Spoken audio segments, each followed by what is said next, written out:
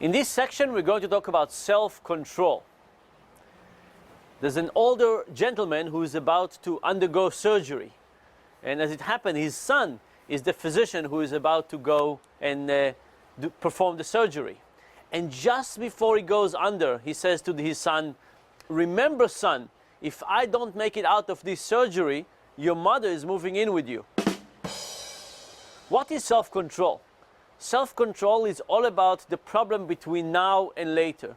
There are many problems of this nature, and they're all around us in the world. And in this section, we're going to learn both about what causes these problems and also about how to fight them. And if you start to understand what role self-control, both the self-control problems and solution, have to play with our lives, all of a sudden you would realize how much better you could get and what kind of things you could do to overcome some of the challenges in our environment.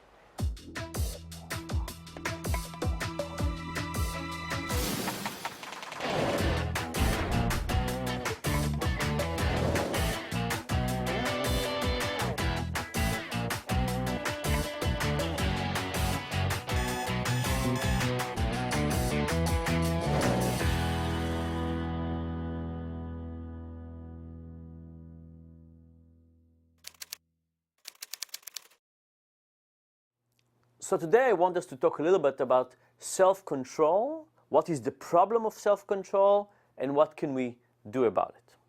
So to get us thinking about self-control, I want to tell you a personal story about one of my biggest struggles with self-control. So when I was in hospital, I got some blood transfusions. And one of those blood transfusions had a liver disease within it, and I got this liver disease. And as you can imagine, it was bad enough to be a burn patient. Getting a liver disease on top of that was not something to look forward to. And at that point in time, they didn't know really what was the liver disease. They just saw my liver functions shot up, and they had to slow down treatments, rejected some transplants, all kinds of bad things that happened. But they couldn't identify what it was, and there was no treatment. A long, long time after that, I was in grad school already. I had another flare-up of my liver. I checked myself into hospital, and they told me that I had hepatitis C. By that time, they could identify the particular virus I had, so this was hepatitis C. And there was also a trial done by the FDA, or under the FDA rules, to see whether a medication called interferon was going to be effective for hepatitis C. Interferon was a medication that was originally approved for hairy cell leukemia, a really awful disease that nothing works for, but they approved interferon for that. And now the question was, would interferon also work for hepatitis C?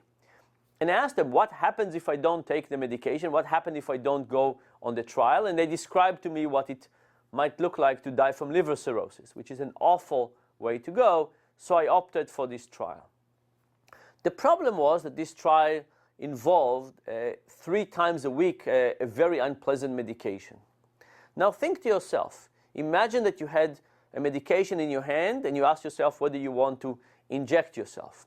And theoretically, if you inject yourself 3 times a week for a year and a half, you might not get liver cirrhosis in 30 years from now, but for sure you would spend the next 14 hours with side effects, headache, vomiting, shaking, stuff like that. Not as bad as liver cirrhosis, but certainly bad and now. Ask yourself whether you would be able to give yourself this medication. Now for me, this was a real decision that I faced many, many times, but for you it's hypothetical. So let's think about less hypothetical decisions. Let's think about things like, how many of you, for example, and try to be honest, have eaten in the last week more than you think you should? Raise your hand. I mean, even though you're just watching this, raise your hand and tell yourself whether you've done that. What about under-exercising? How many of you have exercised not as much as you hoped you would in the last month? How many of you procrastinated with class material, for example? How many of you have texted while driving? Another example that you can think about is how many of you have ever had unplanned, unprotected sex?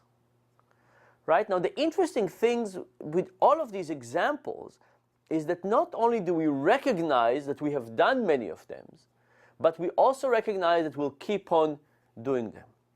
Procrastination, for example. Many people start the semester or start the new year by saying this time everything would be great. We take clean notebooks and we say we're going to do all the reading and all the homework, but then other things come and eventually we fall off the path. And then again next year, it's a new time and we don't learn from the past and we hope that we will do it better this time. For me, by the way, one of my current struggles is with sleep. I work until usually very late at night, and then I ask myself, what do I need to do? Should I think about my current needs, the things I really need to do right now, or the fact that I need to go to sleep?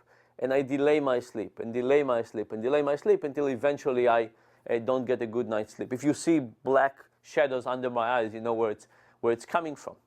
So self-control is a general problem when it's about what's exactly now and what's in the future. And the future doesn't have to be very far from now. It could be quite close, like tomorrow morning. But the current future is incredibly powerful. And we call this sometimes the present focus bias, that we focus on what is the present. This, by the way, is the Adam and Eve problem. You can ask yourself, how many of us would sacrifice eternity in Garden of Eden for an apple? Well, it turns out we do it all the time.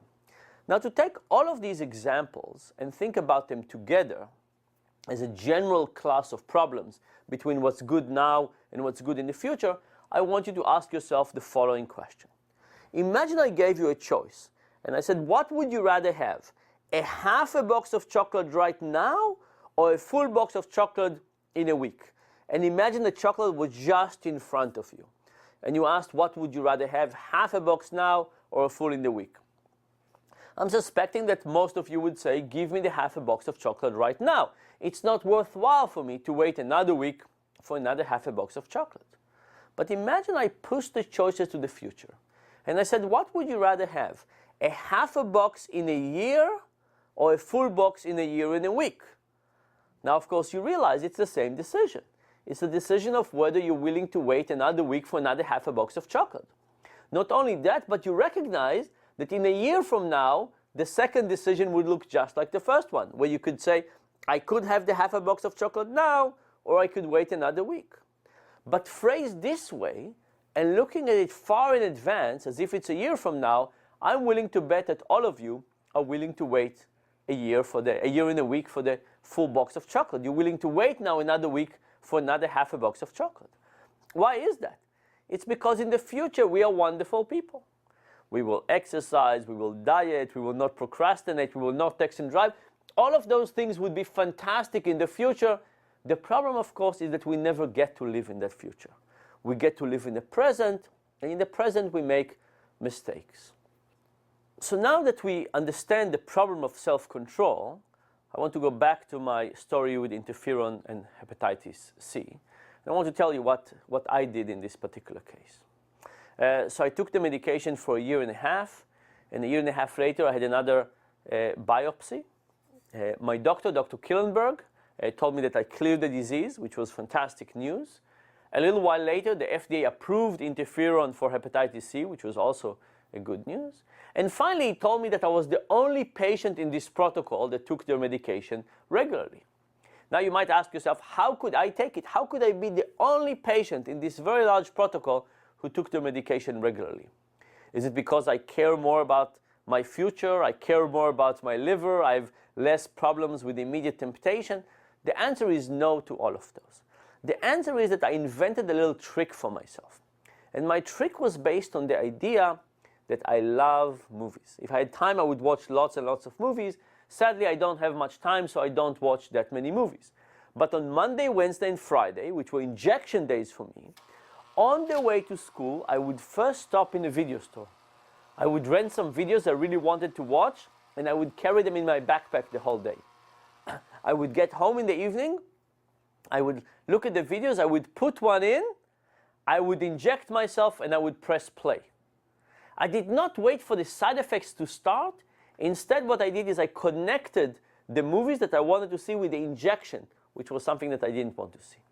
I would press play, I would take a bucket and a blanket for the side effect, and I would start a night of watching movies, and then of course the side effect would start and the evening did not end up being so good.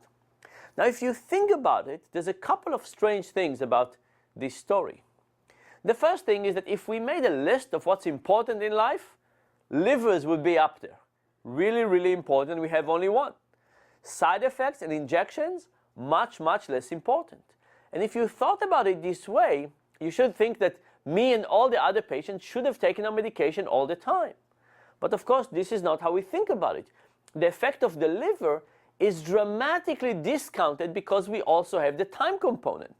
The liver is not, we're not going to get sick now. It might happen in 30 years from now. And because of this, the effect of the liver is largely discounted, and the effect of the injection looks much, much larger because it is in the present. That's the first part. The second part is that if you think about my solution, the movie solution, it's kind of a strange idea. That solution did not involve anything with the word livers, or it did not involve anything about caring more about the liver. It had a little equation that says movies for injection, or injection for movies. And we call this reward substitution. And the idea with reward substitution is that there are some things in life that are too much in the future, and we're very unlikely to care about them for the right reason. But we don't have to give up. Instead, what we could do is we could say, let us take other things, other rewards that are going to be present in our immediate environment, and by acting toward these rewards, we can behave as if we care about our livers. So think about it. What are things in life in which we're just not designed to care about the final goal for the right reason? And are there shortcuts? Are there ways to care about something else that would get us to behave as if we care about the final goal? So let us think together about a couple of examples like this. The first example I want you to think about is global warming. Global warming is very far in the future, and you can ask yourself whether people can wake up in the morning and feel energized to care about global warming. Now, I don't know what you personally think about global warming. Let's not worry about it for now. Let's just assume that global warming is a real problem, and let's think about whether under those conditions people can either care. The answer is probably not. It's probably going to be incredibly tough. In fact, if you took this problem and looked at it from the other way, and you said, let's create a problem that would maximize human apathy, you would probably come up with global warming. Why? Because global warming is far in the future, would happen to other people first. We don't see it progressing. We don't see any particular person suffering, and anything we would do as individual is a drop in the bucket. Under those 5 forces of empathy, can we care? Very, very unlikely. It's almost like a perfect storm of apathy. So what can we do? If people are not going to care for the right reason, can we create other things that would get people to behave as if they care? So now the challenge for us is to think about all the things that could motivate human beings and which one of them we could tie in a reward substitution way to global warming. So you can say, why don't we pay people, right? You can either pay people or tax them to behave well. That's one approach. Another approach could be, let's make it more easy, more convenient. That's another way. You could also think about something like reputation or prestige, or making something look cool. You can think about giving people points, or making them feel that they're making some progress something. Gamers, by the way, really understand reward substitutions. Gamers want you to work for them for a long time playing their games with no money whatsoever. So they have to think about all kinds of ways to get people to motivate without paying them. And they come up with lots of ways. For example, having a leaderboard that tells you how you are compared to other people. Here is one example to think about in this case. In the US, when the Toyota Prius came, which is a hybrid car, there was another car by Honda that was also a hybrid. And the Toyota Prius did very well, and the Honda didn't do that well. And there could be all kinds of reasons, but I think that one of them was the Toyota Prius looked so different from the other cars. Now think about it. If you're driving your Toyota Prius, you could tell to yourself, look at me, I'm a wonderful, kind human being. I'm driving a hybrid car. If you're driving the Honda, you could do the same thing. But if you're driving the Prius, you can also tell yourself that other people, the people around you, are noticing how different your car looks like. They realize what a wonderful, kind human being you are, and you get to bask in the reflected glory of the people who drive around you? Could it be that the fact that the Toyota Prius created an external signal to communicate to other people what wonderful people we are, the Prius driving people, created an extra benefit for those people and therefore got them to behave well? Now, this is not a great scientific study. It's actually not even a good scientific study. But I went to my friends, and I have some Toyota Prius driving friends and some non-Toyota Prius driving friends, and I asked them all, what else have they done for energy conservation? Changing light bulbs, high efficiency appliances, changing the insulation in the attic, changing what temperature they keep the house in. And you know what? These two groups of my friends, maybe just about my friends, are no different. They are different on the Toyota Prius. They are no different on anything else. Now, you can make fun, of course, of the people who drive Toyota Prius, but I think the real issue is that Toyota Prius gave people another benefit, and that benefit made people be willing to invest money in that particular approach of energy conservation. What would happen if we had the same ability to convey to other people who we are, for example, by getting people to know what temperature we set our thermostat to, or how much insulation we have in our attic? Imagine that your Facebook profile included those elements.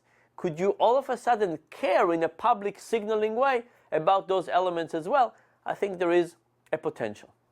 So this was the first example of how we can think about reward substitution in the domain of caring about the world.